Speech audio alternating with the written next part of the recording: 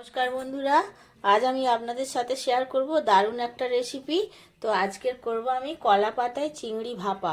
তার জন্য চিংড়ি লাগবে, মাঝারি সাইজের চিংড়ি আমি কেটে বেছে পরিষ্কার করে রেখে দিয়েছি। আর বিশেষ কোনো উপকরণ লাগবে না, বাড়িতে থাকা কয়েকটা জিনিস দিয়েই হয়ে যাবে।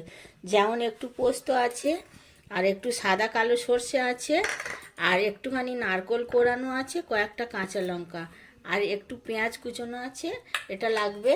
আর তেল, নুন আর হলুদ, এই দিয়ে হয়ে যাবে চিংড়ি ভাপা। তো প্রথমে যেটা করতে হবে, আমি এই নারকেলের কুড়োটা আর কয়েকটা কাঁচা লঙ্কা, পোস্ত আর সর্ষেটা দিয়ে একটা পেস্ট তৈরি করে নেব।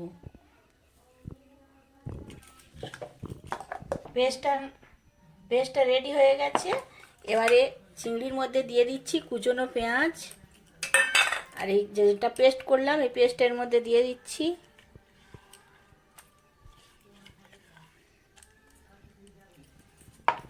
দিয়ে দিচ্ছি পরিমাণ মতো নুন, আর দিয়ে দিচ্ছি একটু সর্ষের তেল।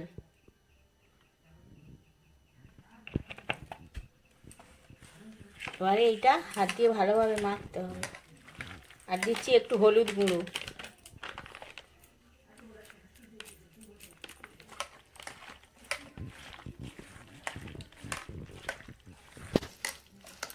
মাখাটা রেডি হয়ে গেছে। তো এটাকে এবারে ভাপাতে হবে। সেজন্য আমি উনুনেতে একটা ডেকচি বসিয়ে ডেকচিতে জল দিয়ে দিয়েছি। জলটা গরম হচ্ছে।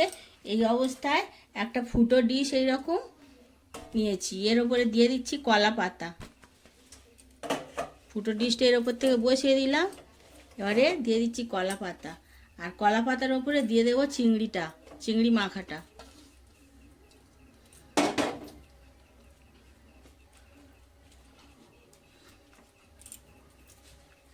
এর ওপর থেকে আর একটা কলা পাতা আমি চাপা দিচ্ছি। এবারে এরকম একটা ঢাকনা দিয়ে আমি ঢেকে দেব। 10 থেকে 15 মিনিট সিদ্ধ হবে, তারপরে আমি নামাবো। তো ঠিক 10 মিনিট পরে আমি চলে এসেছি। ঢাকনা খুলে দেখছি কতটা কি হলো। কলা পাতাগুলো নরম হয়ে গেছে,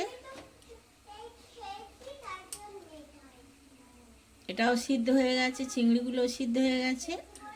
এবারে আমি গ্যাসের ফ্লেমটা অফ করে দিচ্ছি। বেশ সুন্দরভাবে চিংড়িগুলো সিদ্ধ হয়ে গেছে, আর করার দরকার নেই। তো এই অবস্থায় আমি গ্যাসের ফ্লেমটা অফ করে দিচ্ছি। একটু ঠান্ডা হলে পরিবেশন করে আমি আবার দেখাবো। তো বন্ধুরা, কম সময়ে কম উপকরণে ভিন্ন স্বাদের একটা রেসিপি আপনাদের সাথে শেয়ার করলাম। গরম গরম ভাতে পরিবেশন করবেন, অসাধারণ লাগে। আর ভালো লাগলে লাইক, কমেন্ট, শেয়ার করবেন। প্লিজ আমার চ্যানেলটাকে সাবস্ক্রাইব করবেন, পাশে থাকবেন।